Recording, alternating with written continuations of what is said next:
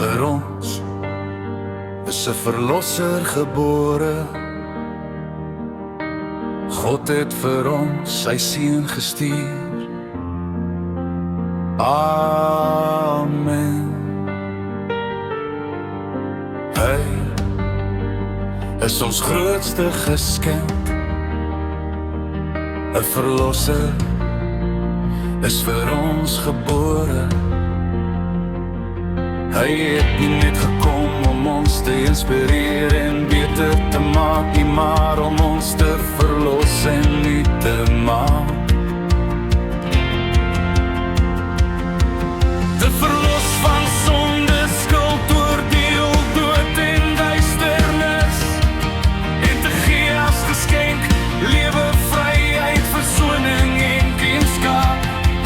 Vandag vier ek dit saam met jou en verbly ek my in die Here. Halleluja. Want kyk, ons verlosser het gekom, ons behoort aan die Here.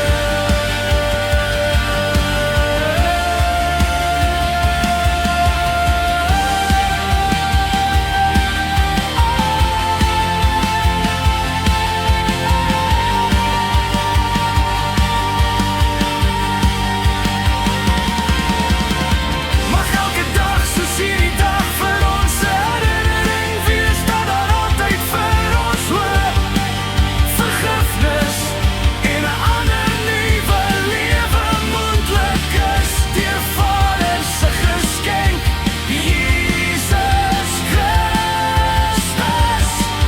Geseënde Christus vier.